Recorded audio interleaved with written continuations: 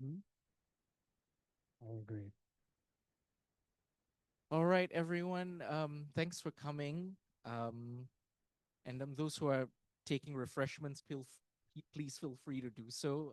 And then you can sort of rejoin us soon.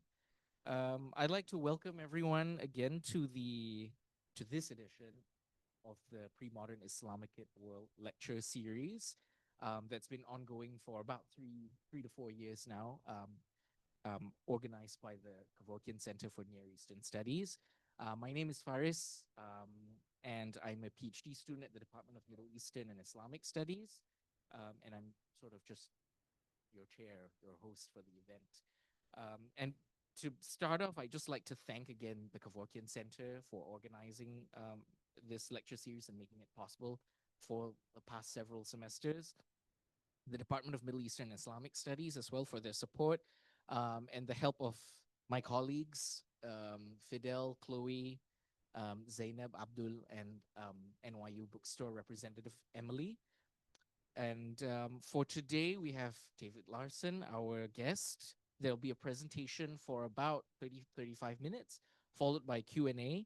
And we've got friends and guests joining us on Zoom who are also welcome to ask questions for the Q&A. There's a Q&A box. You can leave your questions anytime during the talk, and after the talk is done, when we move to take questions, we'll also take questions from our friends joining us over Zoom.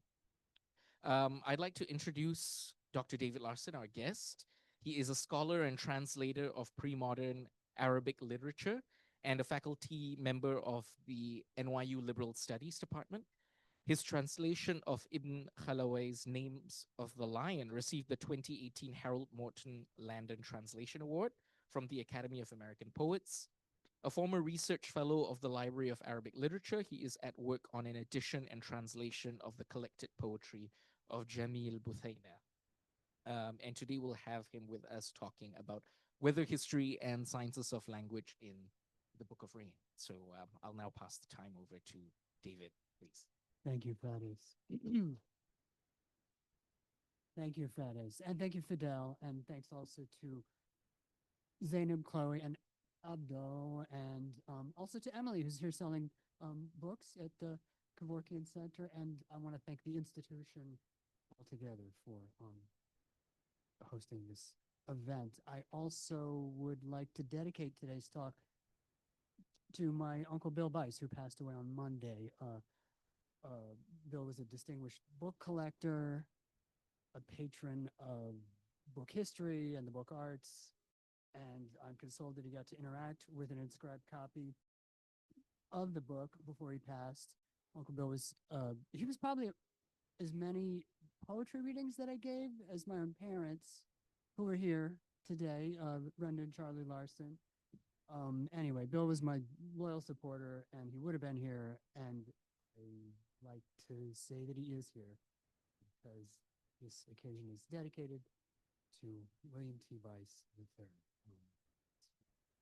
Book before us, the Book of Rain, had a long walk with the text, and the temptation is strong to narrativize that for you today, but let me address you as if you're an audience of skeptics wondering, what use value is there in a 9th century vocabulary of Arabic names for weather phenomena? How is this? Even louder. Okay. Very good. Very good. No, not at all. No, I'm not afraid of microphones. They really, you really can't be in this business. One ordinary presumption of lexicography is that it's for purposes of reference. For stakeholders of a given language, whether they're native speakers or language learners, it is regarded as a utilitarian genre. And if you don't fall into one of those quote unquote stakeholder categories, that's to say people engage directly with the language, it's another presumption that you have no use for a monolingual lexicon of that language, and that is why such texts are seldom translated.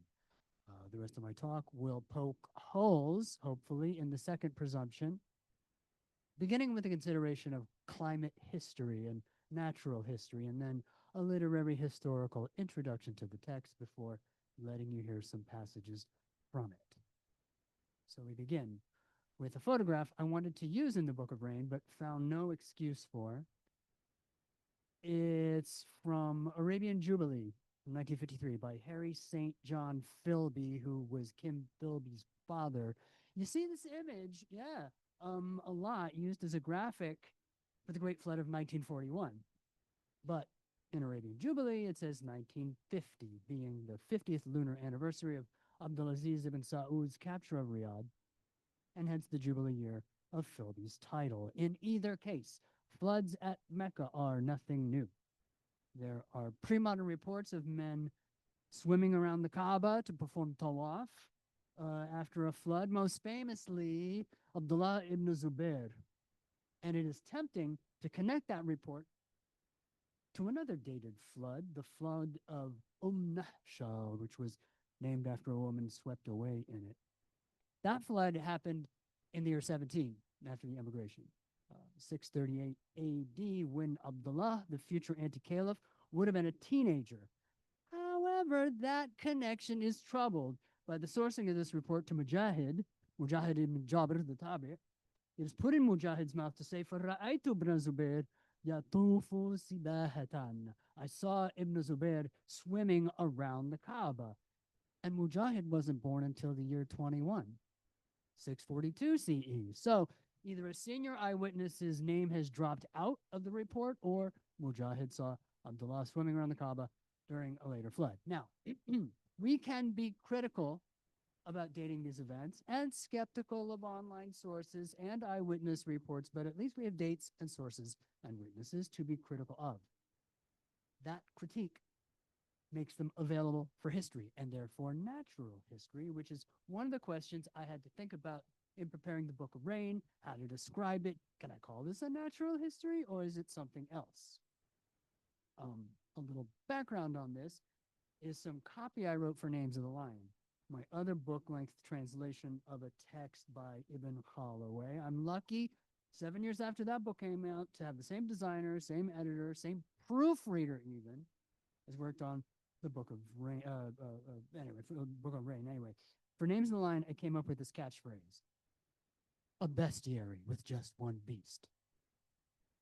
I'm glad you're laughing. I thought it was pretty clever, and I didn't worry too much about bestiary as a genre designation. With the Book of Rain, I've had to be more thoughtful. I kind of know what it takes to promote and sell a book, and it would have been advantageous to present this one as a natural history of the weather, with vital lessons for us about climate change. But when you use attention-grabbing language like that, you have to be able to back it up. Even the title of today's talk, Weather History and Languages of Science. Climate history would pull harder, but to my detriment, I care more for the truth. I also enjoy the subtle oxymoron in the phrase weather history. Meteorology, the study of weather, has a history. You'd call it a branch of history of science. And climate, of course, has a history. But what about the weather?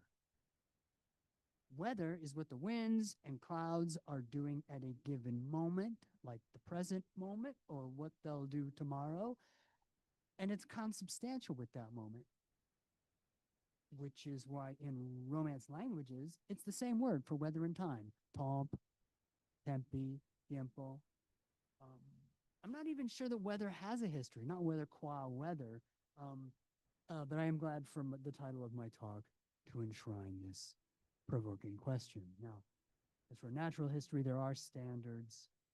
It's an early modern genre of writing with a cultural history all its own, a Western genre with ancient prototypes. One basic expectation of the genre is that it be purged of folkloric material, like magic spells and wonder tales and poetry. This was articulated by Foucault in Les Mots et les Choses, The Order of Things, where he says that natural history exists as a task only insofar as things and language happen to be separate. That's a strike against the Book of Rain, which is a work of philology, language science, as we say in Arabic, ilm al-lugha or ulum al-lugha in the plural. and Arabic poetry is the only evidence cited in the whole book. So that's one generic requirement of natural history that goes unmet. Another expectation of natural history is that it be based on empirical observation, ideally the author's own. There's a surge of this kind of activity in early modern Europe around the 17th century when amateur scientists start recording their botanical observations, butterflies, and the like in commonplace books and diaries. John Locke kept a diary of the weather for 40 years. The explicit aim of this kind of record is to serve as raw data available for recombination and synthesis, which is why it had to be systematized. John Locke's was in tabular form. The longer your data set, the more useful it is for later science. Nilometer readings tell us a lot. Also, there are records in France of grape harvests going way, way back. These are records curated by different hands over the longue durée, and modern historians use them as supporting data for swings in climate, like the Little Ice Age, which began around 1300, and the medieval warm period that came before it. And here we're looking at the key texts at the beginning of this kind of research. William Popper's book on the Nilometer from 1951 on the left, Leroy Ladoury's History of Climate from 1967. You see what kind of results you can get from this analyst school, really, doing the work on, well, they're inscriptive records that corroborate other forms of records. You could say they're natural histories of an inadvertent kind. You could read them alongside pollen counts in core samples taken out of glaciers or the beds of lakes. So, where does the Book of Rain stand in relation to this? It's a work of lexicography. It's concerned with glossing words for weather phenomena, not recording weather events. In fact, not one event is mentioned in the book, datable or otherwise.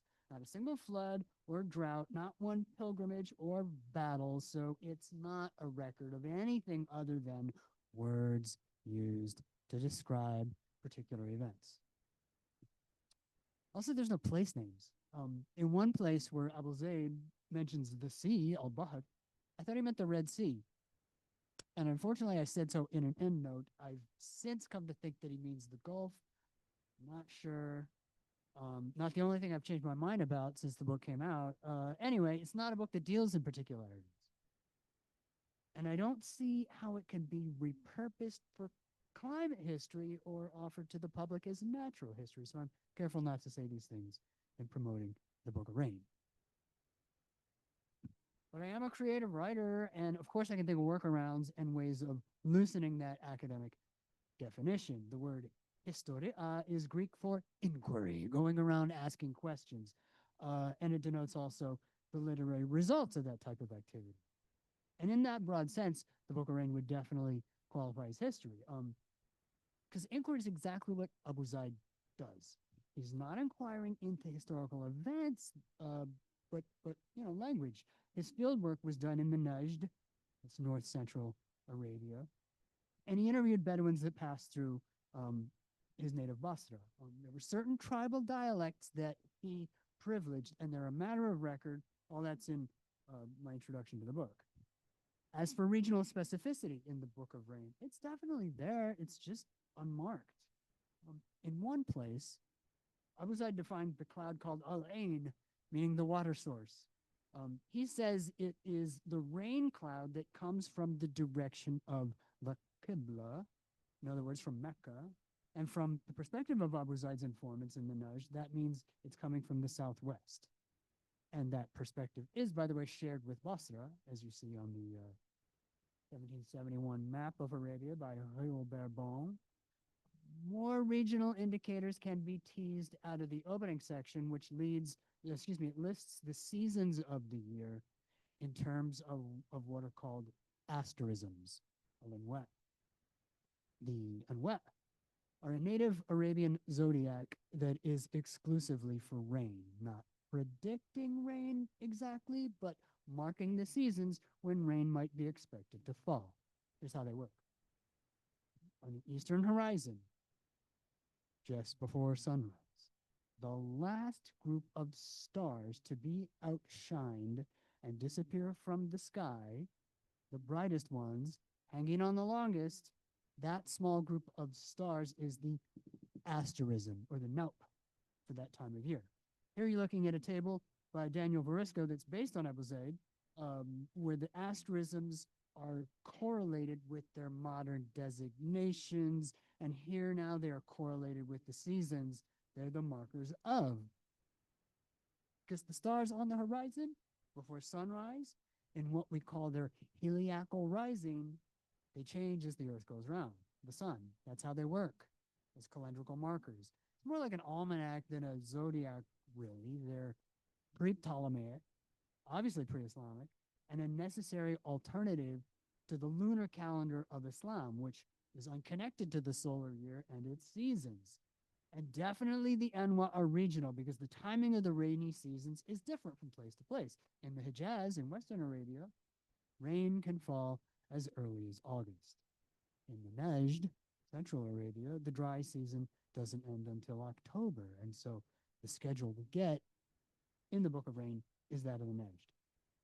So here again, there is regional specificity that is unstated and implicit. And you might say that by not naming these coordinates, the book universalizes them. This is how I spell out, in fact, Abū Zayd's tacit claim to universal authority. The Book of Rain is a record of the words used by speakers of the most pristine Arabic dialects when they talk about the weather. And for Abū Zayd's purposes, that makes them the right words to use. It's worthwhile to point out that the region they inhabit, the Najd, is not the cradle of Islam. That's West Arabia, where Abū Zayd's own ancestral ties are from. You could tell from his surname of al-Anṣārī that his family was from Medina. The authority of Central Arabian speakers rests on their perceived remoteness from urban life and the conservatism of their dialects. These dialects have pride of place in all of Abū Zayd's contributions to lexicography, which were many, and in the Book of Rain, they're the basis of this geographical specificity that Abū Zayd does not state. You may be wondering where he stands in relation to Greek science, a valid question, dealt with in the introduction. But I want to turn away from science long enough to ask, given that Abū Zayd was not a natural philosopher like al-Kindi of a generation later, but a scholar of language, how do we read the book on Abū Zayd's terms or in terms of the book itself? What would that look like? For that, you need some literary historical context. And in most cases, when you pick up a book of classic Arabic nonfiction, even from the early Abbasid period, there are predecessor texts that you need to constellate it with. For the Book of Rain, Kitāb al-Maṭar, we don't have this exactly. To all appearances, it is the predecessor text. The book by his contemporary, Qutb, includes the passage on asterisms that I mentioned. In my view, it's lifted verbatim from Abū Zayd. I discount the inverse possibility. It's possibly at a common source. Anyway, with the exception of Kitāb al-Azmina of Marzuki, these are all short texts on meteorological subjects. In the parlance of later Arabic, you would call them rasa'il, treatises, instead of books. That's the form we're dealing with here. But Abū Zayd's content is held in common with other forms. Take, for example, al-Gharib al-Musannaf of Abu Ubaid al-Qasim bin Salam, who was a student of Abū Zayd's. Al-Gharib al-Musannaf is a thematically arranged lexicon on various subjects, and it includes 10 pages on rain, clouds, winds, waters, and there are a couple of works from before Abū Zayd's day, vanished works with the title Kitāb al-Sifat, properties or characteristics of various things. And these are known to have had chapters on the weather. So it's not strictly true that Abū Zayd's was the first collection of weather vocabulary in Arabic. It is rather the first dedication of treatise-length form to the subject, or two subjects, really, because the final section on groundwater, canals, and wells was originally a separate work called Kitāb al-Miyah, the Book of Waters. It was a scholar named al-Yazidi, either Abu Ja'far or his nephew, Abu Abdullah, who combined the texts. And the result is this treatise on nothing less than the hydrological conditions for human survival in the Arabian Peninsula. In my view, this is what gives the text its emotional pull. The tone is clinical and neutral, same as the author's surviving texts on trees and dairy products. Even Kitāb Masā'iyah, his book of vitiated qualities, is surprisingly non-judgmental, a beautiful text. And yet I think the Book of Rain really does touch the heartstrings. No one would ask, why does this text survive when 40 other titles by Abū Zayd do not? You might not even ask, why translate the thing? You can critique the way I went about it, but not the why. Now, one major critique you could make is that I never put my hands on the unique manuscript at the Bibliothèque Nationale Française. I read it from wonderfully clear microfilm. The same film currently on the Gallica website. Here's a QR code. You just take a picture, yeah, whip it out. It'll lead you right to folio 1B. My friends in the discipline of book history will never forgive me for ignoring the materiality of the codex and its binding. And they're absolutely right. The manuscript is self-dated to the year 631 as 1233 or 1234, pre-Mamluk. So a nice survival, which I shouldn't disattend to. But please hear me out on one more aspect of media history I've elided, and that's the primary orality of the Book of Rain's original medium. It presents as the transcript of a lecture, which is how it was disseminated, not by Abū Zayd, the Sahib of the book, that's to say its author, but by the students of his students, because authorship in Abū Zayd's day isn't primarily about writing. It's about getting your hearers to memorize your words and preserve and pass them on, which is a higher bar. Here you see the incipit of the text. Abū Zayd published it in the sense that he performed it, reciting it from memory. So what do we say about the men who wrote down his words and disseminated them as a text? Are they authors too, or would you call them producers? They definitely make creative decisions, like combining these two texts in one. Something else they've done with the Book of Rain is to preserve the simulacrum of a solo recitation. In the margins, there are notes on disagreements among Abū Zayd's students on how a given word should be pronounced, but no one else's voice intrudes on the main text. You're seeing in the folio 2 verso here to the right of your screen some of that marginal activity where it says al-Zaydi transmitted the word nud with a pointed letter ha. Others have it with an unpointed ha. But this doesn't make it into the main text. You see, and that's not how it was with other texts. Abū Zayd's Kitāb al-Nawādir, or his Book of Lexical Rarities. That's one where the marginal crosstalk has been absorbed into the main text, so that Abū Zayd's is one voice among many, and you don't get a sense of his authorship. But in the Book of Rain, we do get that sense of an order and an arrangement that are Abū Zayd's alone, and organization is key. It brings us back to science. Let me explain. There's yet another surviving text of Abū Zayd's. It's been edited twice.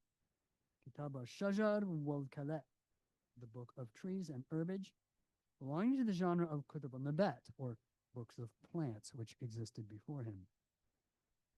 But Abū Zayd's text has two title words, Shajar and Kalā, trees and grazing plants.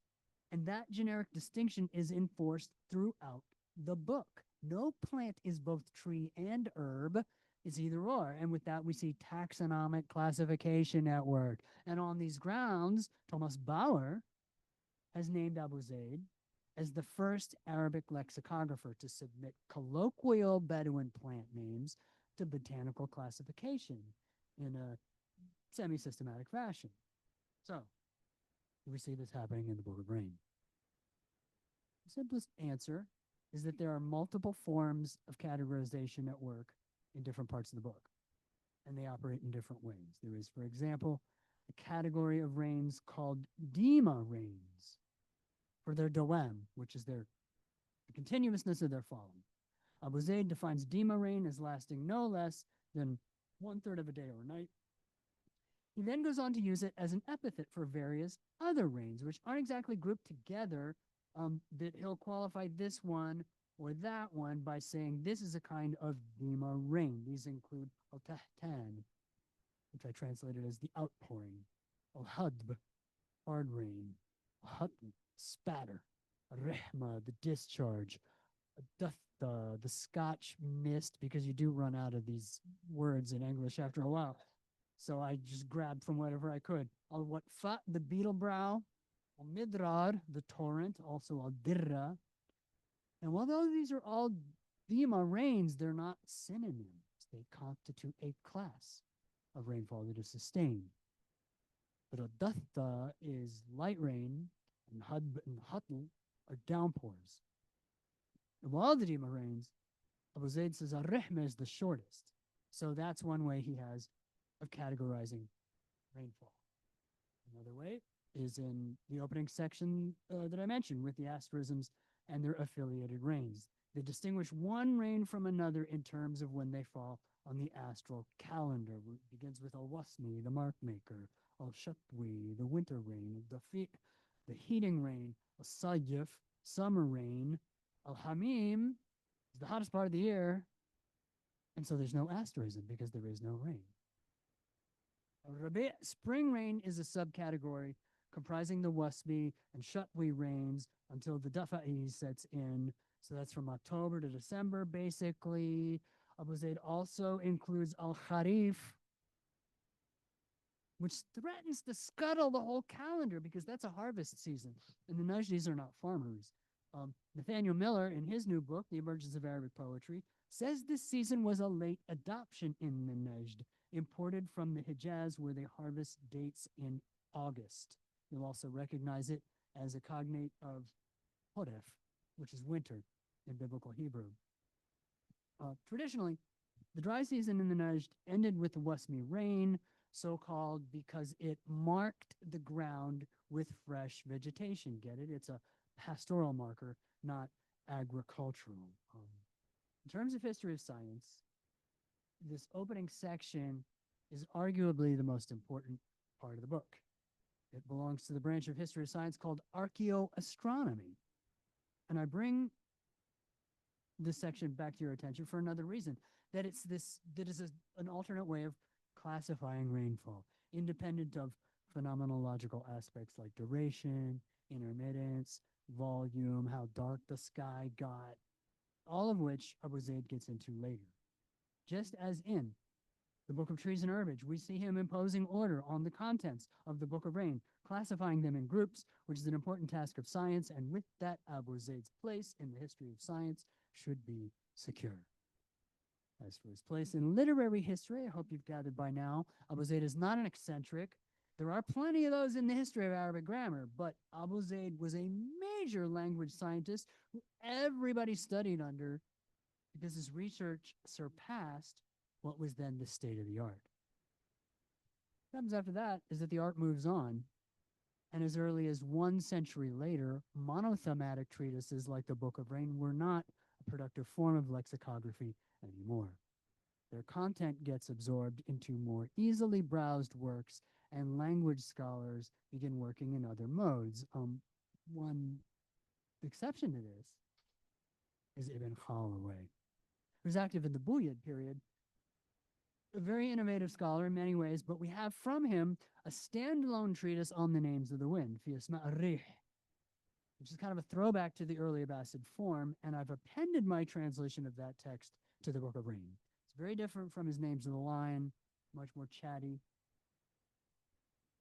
Now at this point, with the books side by side before you, like to make an important parenthesis that's almost an announcement or a caveat or an intervention into the reception of these translations that I hope it's not too late to make. It has to do with number. So many names for kinds of wind, so many names for the rain, so many types of cloud, of course, 400 names for the lion, which is what attracted me to Ibn Khalawayh in the first place. But I don't want that to be a selling point for the Book of Rain, or to be remembered as the guy who specializes in long, quirky word lists in translation. It is true that the Arabic language has a huge vocabulary. This was remarked on by Herder, Johann Gottfried Herder, who picked it up from Edward Pocock, and it became a meme of Enlightenment era linguistics that the Arabic lexicon suffers from hypertrophy, with way more synonyms than any language needs. And I've been quiet about the causes for this, but it's necessary to expose them now by way of distinguishing between these projects. And if it's okay with you, I'd like to stop my PowerPoint. The reason there are so many names for the lion in Arabic, and the snake, and the sword, and the she-camel, is that they're not all names. Mostly they're epithets that are substituted for names by the poets. Read all the classical Arabic poetry you want. You will scarcely ever find the word naqa, which is the basic word for she-camel. Instead, it's the poet's game to substitute epithets denoting the camel's size, speed, pedigree, how old they are, etc., instead of naming the animal outright. Through conventional association, these epithets become virtual names for the camel, and the same goes for the lion. And Ibn Khalawayh makes this explicit at the beginning of Names of the Lion, where he says 500 names and epithets, ismin wa sifatin. The number is exaggerated, actually. He gives fewer than 400, but in any case, he's upfront about the fact that these aren't all dedicated names. With the Book of Rain and the names of the wind that follow it, things are different. The words gathered in these texts were not, in my view, generated for poetic reasons. They're recorded in poetry, but they come from outside it, with the exception of certain words for cloud, which do seem like poetic epithets. In general, however, these words for weather belong primarily to Volkssprache, popular speech, rather than to Kunstsprache, which is art speech. They're words developed and used by populations of Arabic speakers for reasons I can only describe as survival-oriented. And this is the great documentary value of the Book of Rain, which, contrary to everything I've just said, is a record of survival in the following way. Languages develop in social and physical environments out of interactions with those environments. This goes for the vocabulary of a language more obviously than the grammar. The fact that these different kinds of rainfall existed and fell and were experienced and were distinguished one from another is proven by the names given to them, and I contend that number is beside the point of this. So I beseech Abū Zayd's readers not to fixate on quantity. What's at issue, what you can learn from, is the materiality of each word, the phonetic makeup that gives it meaning according to the signifying system of the language it's in.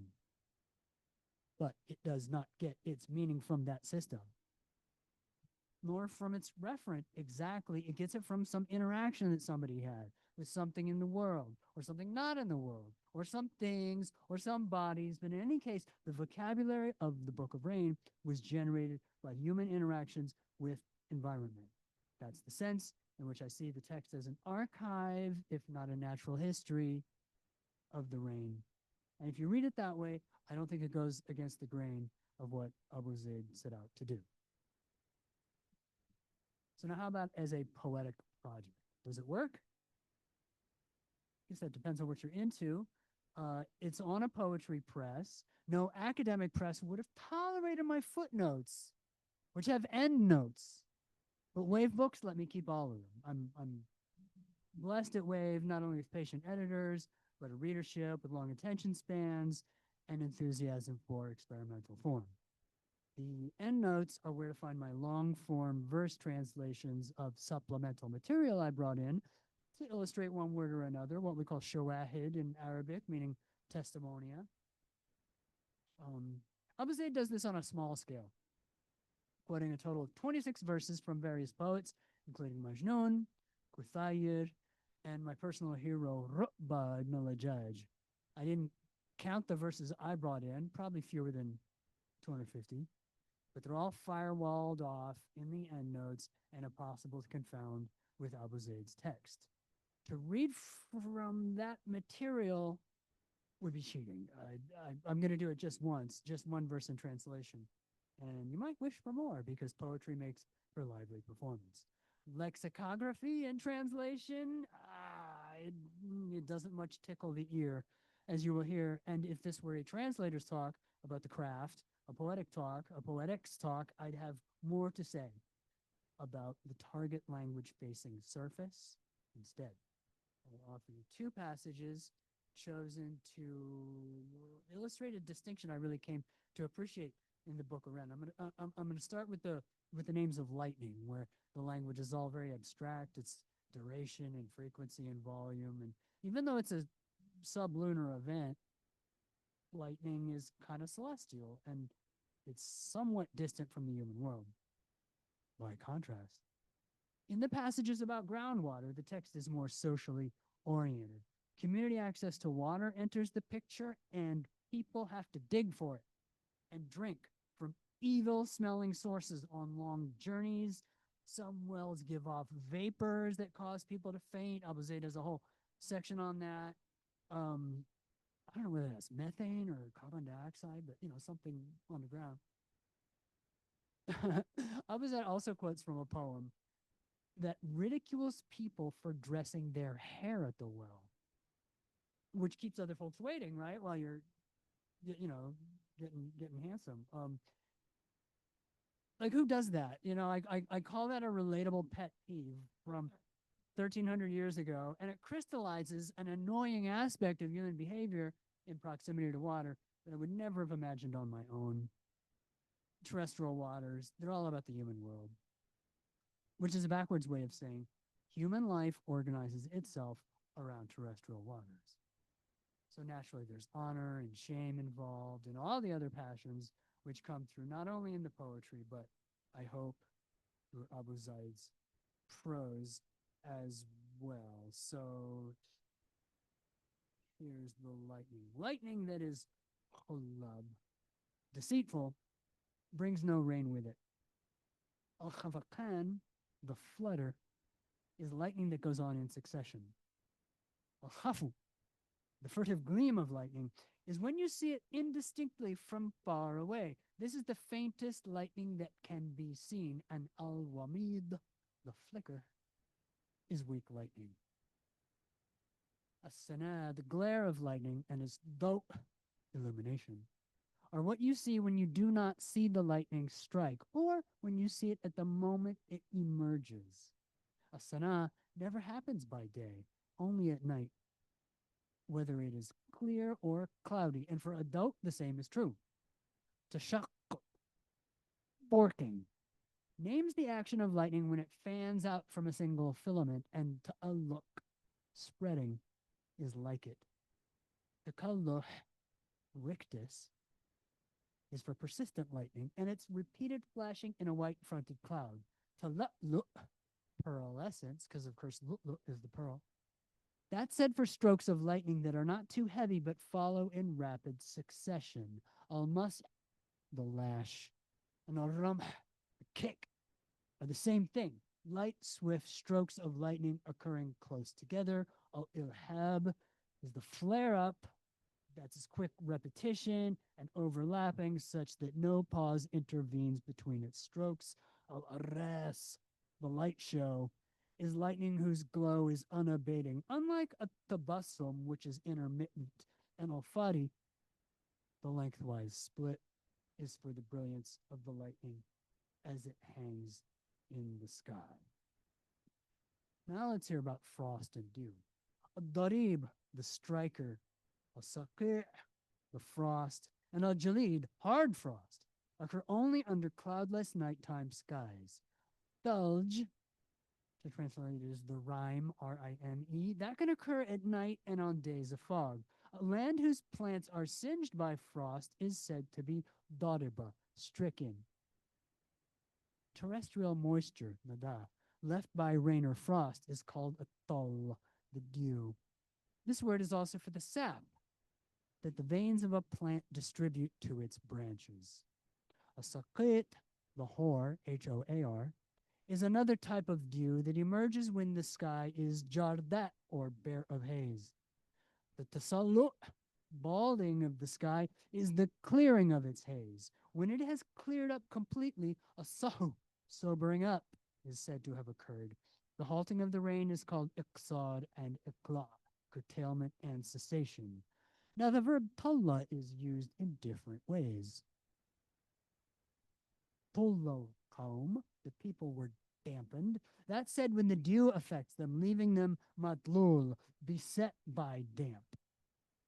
Blood that is matlul has been shed without penalty when the identity of the killer is known, but no action is taken. The verb hadara is similarly used. Hadara damuhu, his blood went for naught, is said when the killer is known and the powers that be take no action. Atlala, a fourth form verb, is heard in the expression adlaltu alayhi bi adiyya, I heaped abuse upon him, said when the abuse goes on without stopping. That last one on dew is kind of a surprise because the idea of dew as a divine blessing is so widespread. In the Hebrew Bible, for example, where it's practically the same word as in Arabic, tal, and no negative associations come to mind. You might wonder, as I wondered, when I first encountered the idiom of blood shed like dew, is that why Abū Zayd makes it sound like a bad thing to be beset by dew? I thought maybe it was a case where the material fact was contaminated superstitiously by the figure of speech.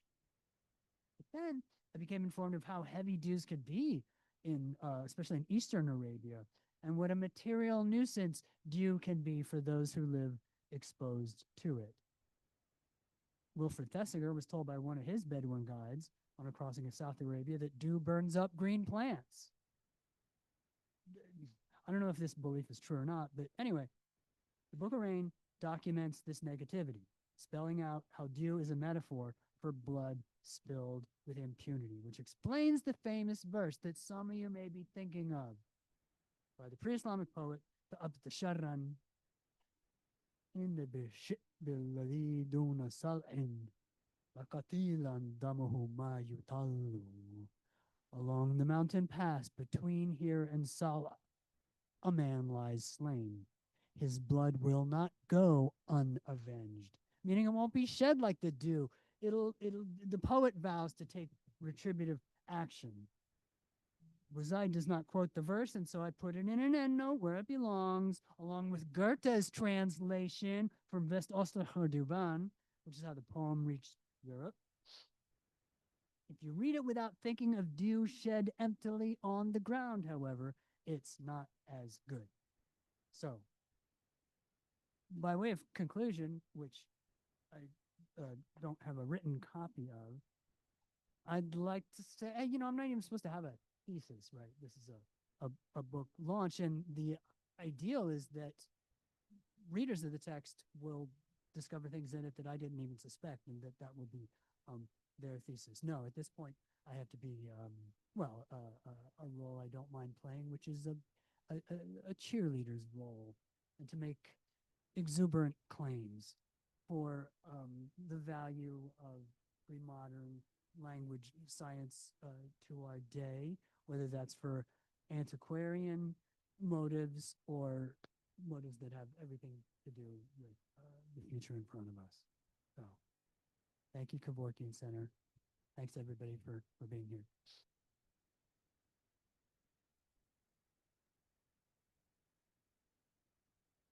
Thank you so much again, David, for that really, really delightful sharing.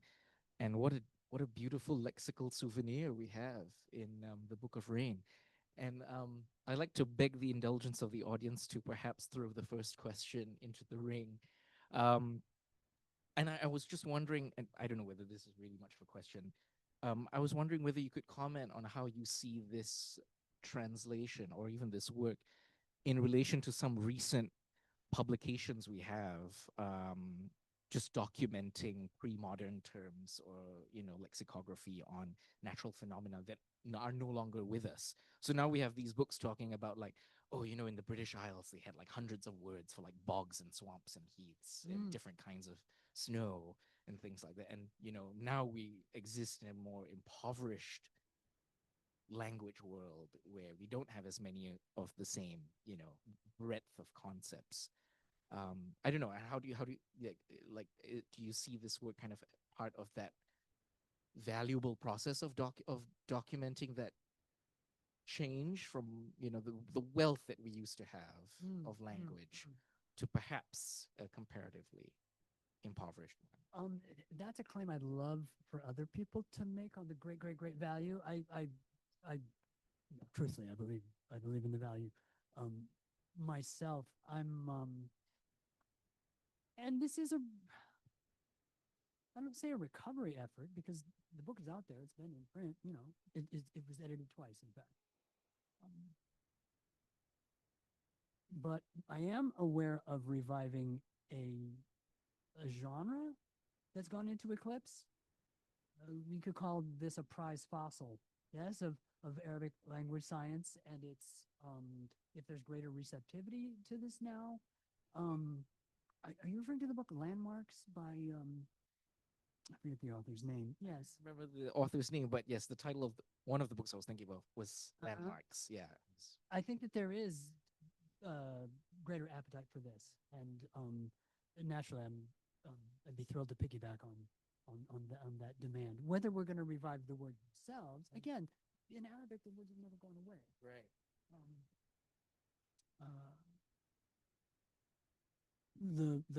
The idiom of tal, however, for someone could perhaps correct me on this. I don't know if that's a live idiom in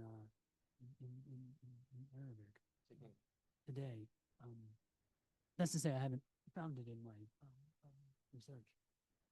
And if that would be a delightful after effect of the translation, if there were to be some evidence of these words re-entering use, I'd be thrilled. Thank you. Any comments or questions? Yes, please, Dr. Hoyland.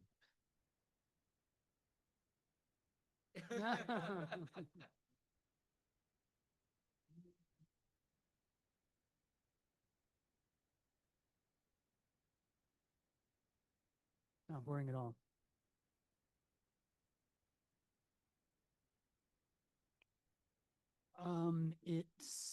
Well,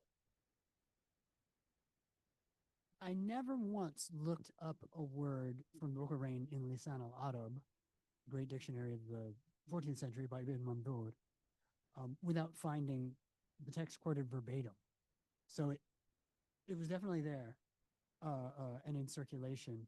But I'm confounded by the gap between the junior Yazidi and the anonymous copyist. That's got to be 400 years or more.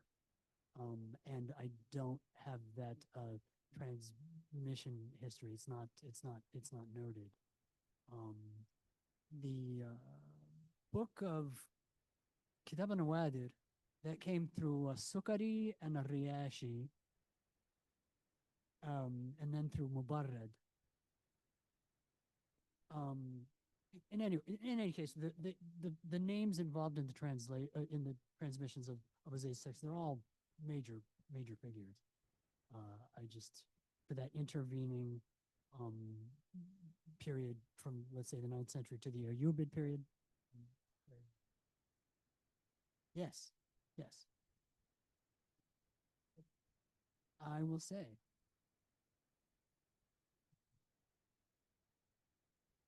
Thank you so much. I want to ask you a question about the book's relationship to contemporary poetics a little bit. In just thinking about these counter historiographies that are so much a part of 20th and 21st century experimental poetry, from Olson to N. Williams to Susan Howe and others. they tend to be involved in some way in kind of counter nationalisms, among other things, alternate ways of thinking about the genealogy of nationhood and the possible constituencies. And I wonder if you could offer some guidance to people who might encounter this in the poetry context of how your work, not that it has to fit within those frames, but what kind of a counter historiography, if it is one, is it for poets, and how do you persuade, also partially separate question, but how do you get younger poets to see that this is not some extraordinarily eccentric project, but actually kind of at the core of what poetry has always done? What a question, Lytle. My honest answer is that this is precisely the kind of thing that I want my readers to take over. I mean, I'm a little flat-footed with the counter-nationalism question. It's great, but I can't claim to have had that in mind as my mission. Where I do locate it in contemporary Anglo-American poetics is the list poem, which is such a standard. It's for real good reasons. I mean, it's always taught in creative writing. It always gets good results, and that's how Names of the Lion wound up on a poetry press. And Bookerang scratches those same itches, if that's not a weird idiom. But no, at a certain point, I have to back away and let other people do that important work. But I'm thrilled at the possibility.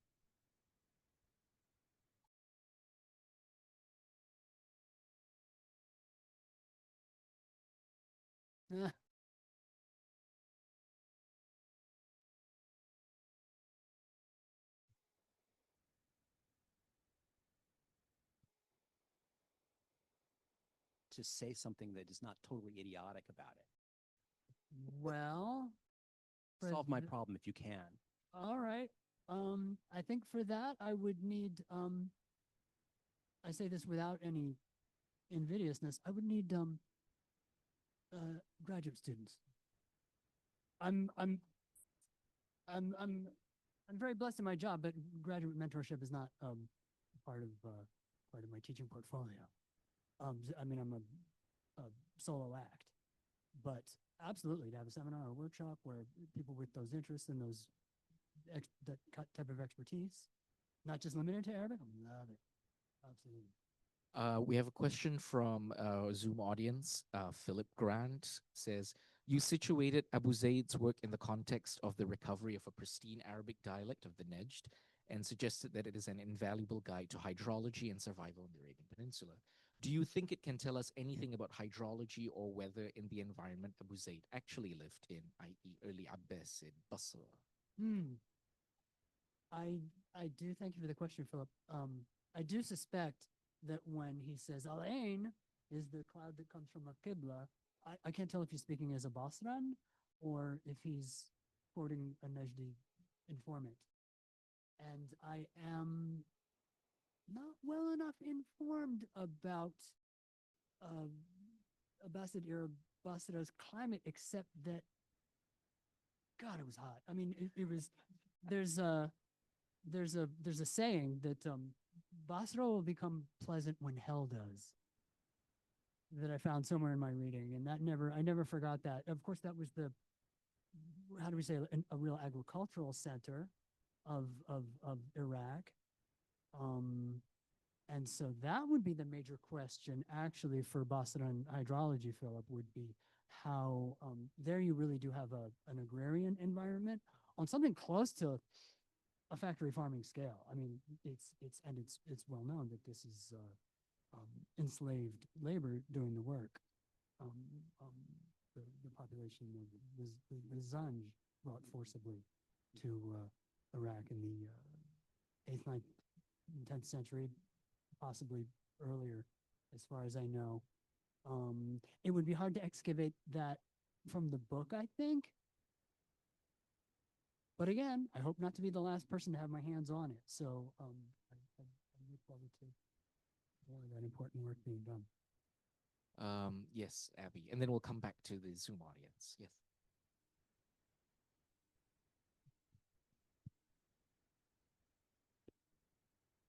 was just wondering through the whole talk, which I can't wait to read this book. It looks wonderful. What Abū Zayd's sources were. Is he talking to people? Is it all literary? Is there some combination of the two? What do we know about them? It's a great question, Abigail. Thank you. It's a combination of poetry, which is his primary evidence. As I mentioned, all the named sources are poets, with the exception of one judge of Basra. And that was to illustrate his Anbari dialect, right? Oh, he's from Tamim, so he says it a certain way. His what we call field work, what he actually did, that's in personal recollections of his. There's also an anecdote that's incorporated into either the introduction or no, forgive me, it's in an endnote. You'll have to dig for it.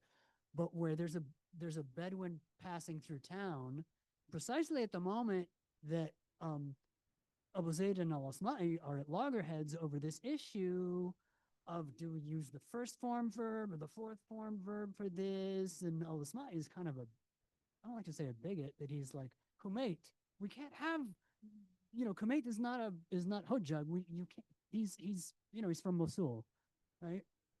And just then the Bedouin comes through town, and Abū Zayd says, let's ask this guy. And they're coming through here, they're at the Mirbad or whatever. I think it was a lot of different type of stuff going on, and Abū Zayd was absolutely a poetry scholar. That's, but I wouldn't be able to give you any kind of like distribution of sources. His own teachers are a matter of record. He studied with al-Mufaddal Dabi. In fact, this is another real mark in his favor. Al-Mufaddal was in Kufa. Abū Zayd's in Basra. And these towns are complete rivals. They have their own schools of grammar. And Abū Zayd is one of the few Basrans to actually go to Kufa and study there. And I don't know that he had any Kufan students. I mean,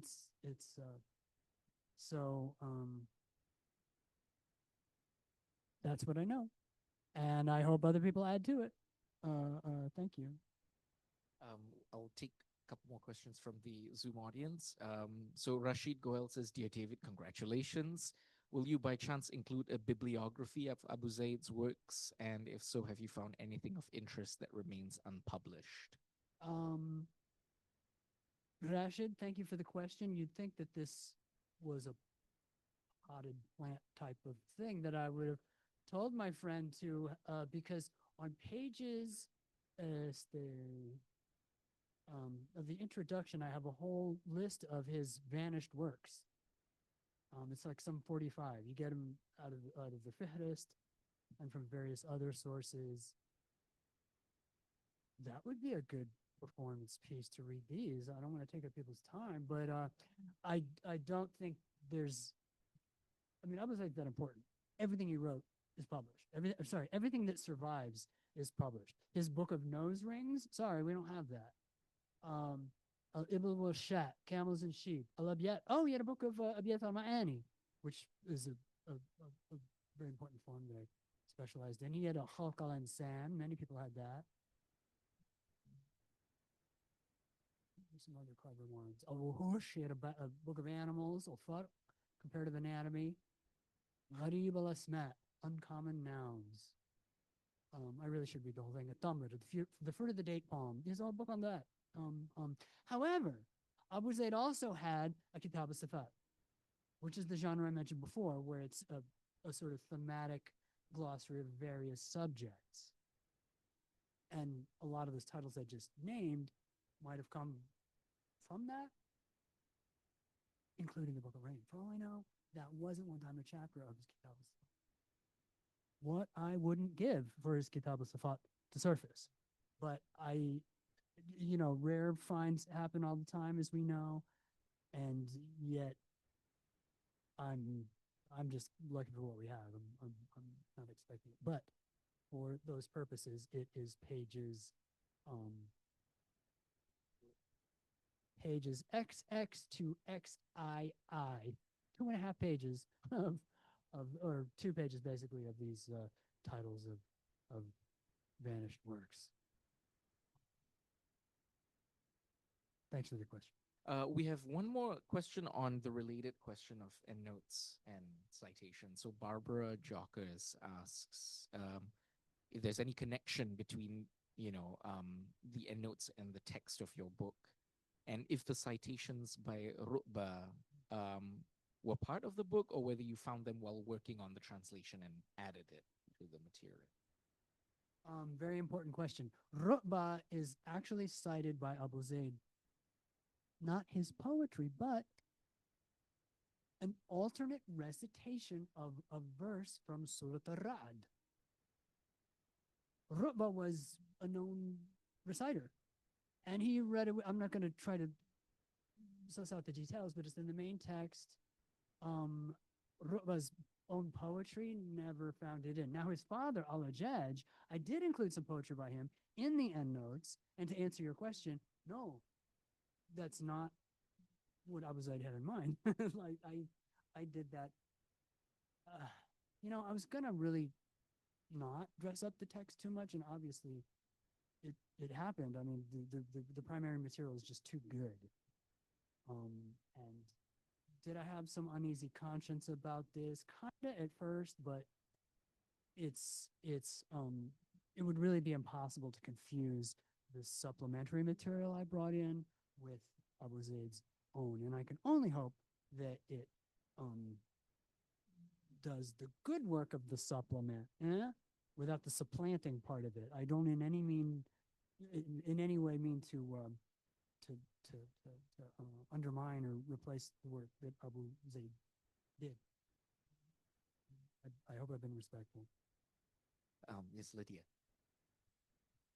Thank you so much. It's a fantastic book. I can't wait to read it. And I have maybe 50 questions for you, but All right, let's do it. just two for today. Okay. I wondered if you noticed any patterns of personification, personifying wind and rain in both books. And another question would be, are there any mentions of maybe not historical or not geographical rain, like Tawfan al-Azim, Safinat Nuh, and metaphorical rain? No mention of Noah and his ark. So true. I've never even thought to look for that, but no, neither in legend nor in history. A pure scientist. And Tufan doesn't appear either. Never. No. Even as diluvial rain, not biblical specifically. It's just Tufan. where to look for that would be in al-Mazuki. Perhaps it might not even be there. I don't know. As for personification, this is very important. I mentioned how there's marginal material that's not in the text. This includes an amazing hadith about the thunder, where Abū Zayd quotes this hadith that says that thunder is an angel, and what you hear is his voice saying Subhanallah. Now, it doesn't stop there, because the isnad for that hadith is, okay, I'll just read the isnad I have here. This is page 38, note XXVIII. Abū Zayd informed us on the authority of Amr ibn Ubaid, on the authority of Hassan al-Basri, that the Prophet said, thunder is the angel in charge of the clouds, and when you hear its voice, it is praising God. Now, those two names, Amr and Hassan, those are principles of the Mu'tazila. And Abū Zayd was himself a confirmed Mu'tazilite. Now, that doesn't come in to the book at all. Like, there's nothing in here that's,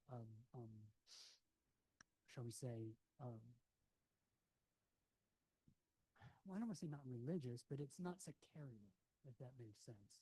And I saw you doubting a little, maybe Hassan isn't truly the wellspring of the Mu'tazila, but Amr ibn Ubaid at least is a known principle of the movement. That's some more work that needs. I would love to be shown up on this, actually, and how this is all some Mu'tazilite project again, that's for my critics and readers to. If you need grad students, I volunteer. Lydia, yeah, step right up. We could we could have a little halqa right here in the Kevorkian library. Do we have any other questions or comments from the room, perhaps? Okay. Otherwise, I mean, you'll probably hang around for a couple more minutes if anyone wants Oh yeah, to absolutely. continue the conversation. But otherwise, thank you all for joining us for another great session of the Premodern Islamicate World Lecture Series. Keep yeah, I mean, keep your eyes peeled for any updates from the Kevorkian Center. If you haven't followed them on Instagram or follow their newsletter, please do, and you can keep abreast with any upcoming events, including perhaps another version of this lecture series. So thank you all. Thank you, David. Yes.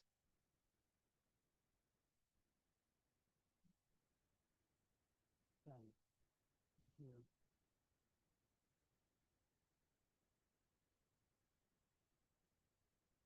Let's do it. Can they still hear us?